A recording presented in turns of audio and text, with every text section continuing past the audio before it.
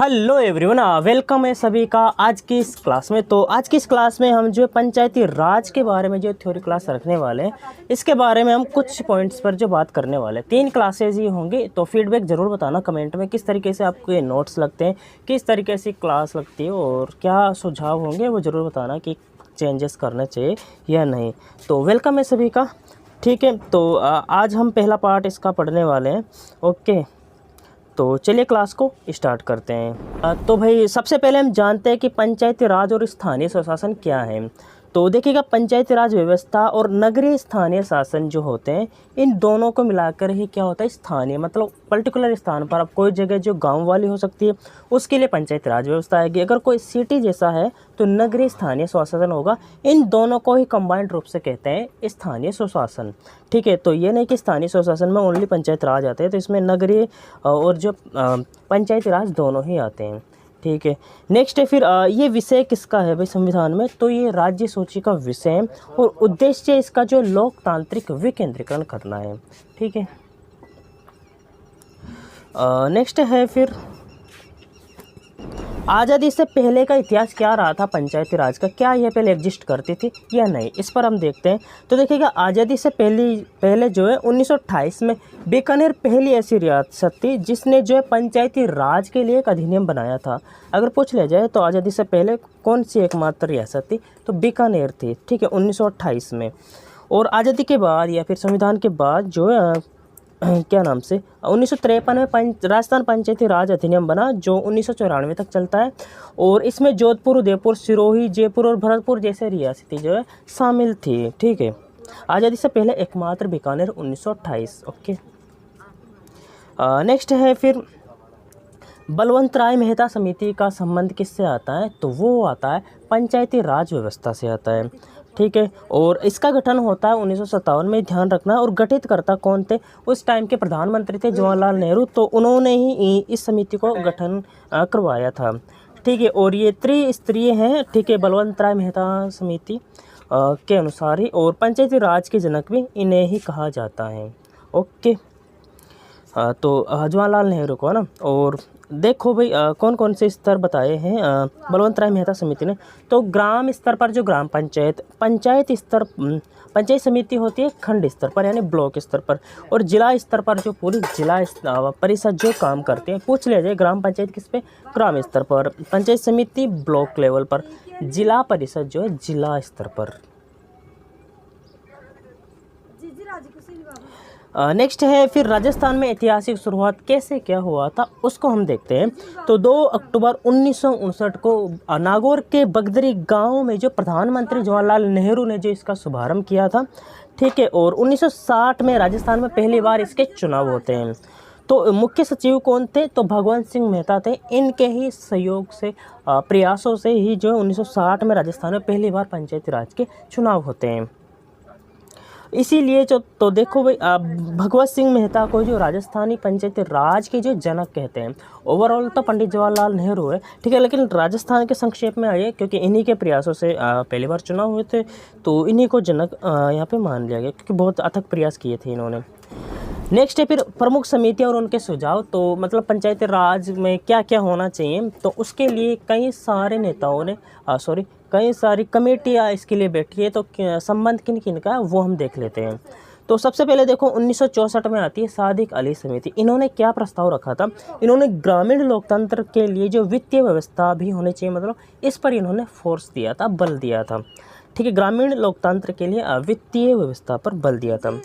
फिर आती है 1977 में अशोक मेहता समिति। ये किसके टाइम पे थी, तो प्रधानमंत्री थे उस टाइम पे मोरारजी देसाई, उनके टाइम पे, और रिपोर्ट आती है 1978 में। ओके, इसमें जो क्या मांगे रखी गई थी, दलीय आधार पर चुनाव होने चाहिए, यानी ये वाला दल, ये पार्टी कुल मिला के, और से 2 स्तरीय ढांचे इन्होंने दिया था, मंडल और जिला परिषद पर। ठीक है, नेक्स्ट है फिर 1985 में GVK राव समिति, जो कि प्रधानमंत्री राजीव गांधी के टाइम की बात है। तो इसमें देखो 4 स्तरीय ढांचे होने की सिफारिश करता है। ठीक है, ग्राम स्तर, पंचायत समिति, जिला और राज्य परिषद पर। ठीक है, 3 तो हैं ही बलवंत सिंह मेहता समिति में, और इसमें राज्य के लिए भी राज्य परिषद का सिफारिश रखी है। ये सिफारिश है, लागू करना न करना, लेकिन कमेटी ने क्या अपना प्रस्तुत किया था विवरण, तो वो है। तो ये लागू नहीं हुई थी, अशोक मेहता समिति और जीवी के राव समिति भी नहीं हुई। नेक्स्ट है फिर अब देखो संवैधानिक जो दर्जा मिला है उसका सफ़र कैसा रहा वो जान लेते हैं। सबसे पहले देखो 1986 में देखो LM सिंधवी समिति, ये जितनी भी समितियां हैं इनका ये ध्यान होना चाहिए कि ये इससे रिलेटेड है। कई बार पूछ लिया जाता है एग्ज़ाम में कि इनमें से कौन सी समिति का संबंध पंचायती राज से नहीं है, तो जो हम चर्चा कर रहे हैं वो इसी से रिलेटेड है। तो देखिएगा 1986 में आती है LM सिंधवी समिति। इसमें जो पहली बार संवैधानिक दर्जे की सिफारिश की जाती है, मांग की जाती है कि भाई पंचायती राज को जो संविधान में दर्जा दिया जाना चाहिए। तो कौन सी समिति थी, तो LM सिंधवी समिति, ये ध्यान होना चाहिए। फिर है 1988 में PK थुंगन समिति, ये जो संवैधानिक दर्जे का ही समर्थन करती हैं, जो कि LM सिंधवी ने ही कहा था, उसका सपोर्ट करते हुए हम भी चाहते हैं कि होना चाहिए, इसे दर्जा मिलना चाहिए। फिर जो देखो 1989 में जब राजीव गांधी की सरकार थी, 1985 में आते हैं बेसिकली, जो 31 अक्टूबर 1984 को इंदिरा गांधी की हत्या हो जाती है, तो उसके बाद राजीव गांधी ही बनते हैं। तो 64वां और 65वां विधेयक लोकसभा में तो पास हो जाता है, लेकिन राज्यसभा में फेल होता है, तो कुल मिलाकर लागू नहीं हो पाता है। फिर जो PM थे नरसिम्हा राव, ठीक है, तो उसके टाइम पे 24 अप्रैल 1993 को भाई राष्ट्रपति का हस्ताक्षर लास्ट में ये इनसे पारित होकर बिल, फिर लास्ट में जो राष्ट्रपति का साइन होते हैं, तो उनके साइन से ये लागू हो जाता है। इस तरीके से 73वां संविधान संशोधन किया गया था 1992 में ही, तो ये ऐड हुआ था कुल मिला के संशोधन करके। तो पूछ लिया जाए 73वां संविधान संशोधन का संबंध किससे है, तो पंचायती राज से संबंध है। ओके, नेक्स्ट है फिर क्या नाम से 73वां जो संविधान संशोधन है 1992 वाला, तो उसमें क्या क्या चीज़ें हैं वो थोड़ा सा उसका ब्लूप्रिंट देख लेते हैं। ग्रास रूट ऑफ डेमोक्रेसी, चलो देख लेते हैं। तो देखो भाई हरलाल सिंह खर्रा समिति जो है पंचायत के बजट पर बल देती है। नाथूराम मिर्धा समिति जो 73वें संविधान संशोधन के संबंध में बनाई थी, कुल मिला के ये ध्यान रखना संविधान संशोधन से संबंधित समिति है ये नाथूराम मिर्धा समिति। फिर महत्वपूर्ण दिवस, क्योंकि 24 अप्रैल 1993 को राष्ट्रपति के साइन होने के बाद ये लागू हो गया था, तो उसी दिन से जो 24 अप्रैल 1900 मतलब तब से मना रहे हैं, ठीक है, 24 अप्रैल 1993 से लागू हुआ, तो 24 अप्रैल को राष्ट्रीय पंचायती राज दिवस मनाया जाता है। फिर लागू करने वाला राज्य पहला राज्य था मध्य प्रदेश, लेकिन राजस्थान में कब होता है, 23 अप्रैल 1994, करीब एक ही दिन घटता है, तो एक साल बाद ये लागू हो जाता है 23 अप्रैल 1994। देश में 1993 में ही हो गया था, ठीक है। तो अब देखो संविधान में स्थान भाग 9 कहाँ, मतलब पंचायत राज को कहाँ पर स्थान दिया गया भाई, उसका भाग और अनुच्छेद वगैरह, तो देख लो भाई भाग 9 है पंचायत के लिए, और कुल जो 16 है, ठीक है, और अनुच्छेद जो है 243 से 243 ओ, ओके, क्योंकि ऐसे लेकर ओ तक होते हैं 15, फिर 243 एक अलग से सेपरेट है, तो 16 ऐसे हो जाते हैं कुल अनुच्छेद। ये कुल 16 अनुच्छेद है ना, ऐसे है ये। नेक्स्ट वन है फिर ये अनुच्छेद की मास्टर गाइड देख लेते हैं कि 243 में क्या है, परिभाषा। स्टार्टिंग में हम कोई भी काम लेंगे तो परिभाषा से लेंगे, ठीक है। तो इसके अनुसार देखो जिला क्या होना चाहिए, नवीनतम जनसंख्या के आधार पर के अनुसार होना चाहिए, और गांव और पंचायत समिति जो की घोषणा जो राज्यपाल के द्वारा की जाएगी। कोई भी गांव नया बनेगा या फिर पंचायत समिति बनानी है कोई, तो राज्यपाल घोषणा करेगा, हालांकि करता तो उसमें पूरा उन्हीं का काम रहता है, लेकिन कुल मिला के ये सिर्फ काम करने वाला होता है। नेक्स्ट है फिर 243 हो गया, और फिर है 243 ए, भाई ग्राम बना है, कोई भी पंचायत बनी, तो सबसे पहले हम क्या करेंगे, ग्राम सभा करेंगे, मीटिंग करेंगे, कुल मिला के ग्राम सभा। 243 बी में अब फिर अब ये क्या हुआ, पंचायत का गठन ही हुआ है, तो ऐसे कर सकते हैं बी फॉर बाउंडिंग, यानी हमने गठन किया है, ठीक है।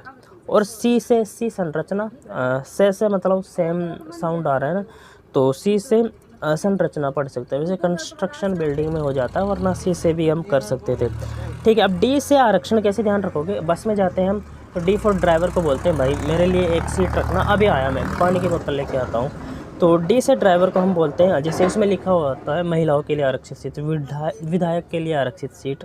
तो आरक्षित ड्राइवर के पीछे रहती है वो, तो ऐसे ध्यान रख सकते हैं।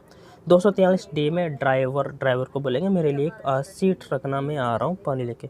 तो कुल मिला के ये क्या आरक्षित तो कर रहे हैं ना भाई, मेरे लिए रिजर्व रखना, तो ये आरक्षित हो गया। तो 243 डी से आरक्षण। नेक्स्ट पर 243 ई में कार्यकाल आता है। तो ई से ध्यान रखेंगे, ABCD ई अगर हम गिनते हैं तो ई आता है 5 पे, और कार्यकाल कितने साल का रहता है, 5 साल का, सब लोग जानते हैं। तो 243 ई में क्या आता है, कार्यकाल आता है। फिर है भाई 243 एफ में, इसको कैसे ध्यान रखेंगे कि एफ जो होते हैं फिक्स, एफ फॉर फिक्स क्या है, योग्यता भाई, ये होने चाहिए, मतलब कि 2 चिल्ड्रन और जो भी है प्रावधान, ठीक है। तो 243 एज वगैरह का क्राइटेरिया। नेक्स्ट है फिर 243 जी में कार्य एवं शक्ति। तो गीगावाट वगैरह देखा होगा, जी से गीगावाट पढ़ लो, तो ये किसकी यूनिट है, यहाँ कार्य और शक्ति की है, ओके। तो 243 जी में आता है कार्य एवं शक्ति। नेक्स्ट है फिर जी तक वहाँ हो गए थे। अब है एच में क्या आता है, आई के सोर्सेस क्या है, हाई लेवल पर कोई बंदा होगा उसके अच्छी जो है सोर्सेस होंगे, या जैसे भी ध्यान रखना, ज़्यादा इसकी नहीं बैठ पाए।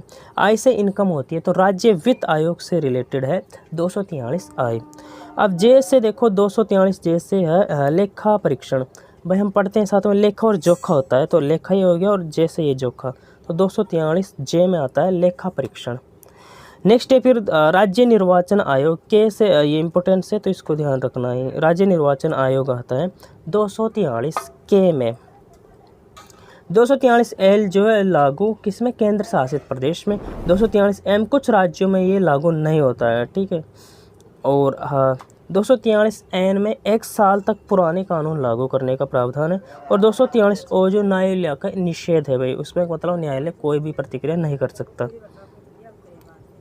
नेक्स्ट है फिर अभी के संक्षेप में वर्तमान में क्या स्थिति है, करंट अपडेट्स। तो देखिएगा 2020 में जो 11वें पंचायती राज चुनाव हुए थे, उसमें पहली बार EVM का उपयोग किया गया था, इलेक्ट्रिक वोटर मशीन का, ठीक है। तो 11 पंचायती राज चुनाव थे और 2020 में हुए थे। नवंबर 2025 में आगामी चुनाव होने थे, लेकिन अभी तक नहीं हो पाए हैं, ठीक है। तो वैसे प्रस्तावित तो नवंबर 2025 था, लेकिन अभी एक ही टाइम पे वोटिंग की वजह से ये बराबर कर रहे हैं। बजट घोषणा, 1 स्टेट 1 इलेक्शन हुए 2025 में। तो राज्य सरकार द्वारा ग्रामीण और शहरी निकायों का चुनाव एक साथ कराने का लक्ष्य रखा है, इसलिए थोड़ा लेट हो रहा है, ठीक है। तो आज की क्लास में इतना ही। Thank you so much. ये PDF आपको मिलेगी टेलीग्राम चैनल पर। थैंक यू सभी को। कमेंट करके ज़रूर बताना, टेलीग्राम का लिंक डिस्क्रिप्शन में मिल जाएगा, और कमेंट करके ज़रूर बताना क्लास कैसी लगती है, ताकि इसे कंटिन्यू रखा जाए। Thank you so much.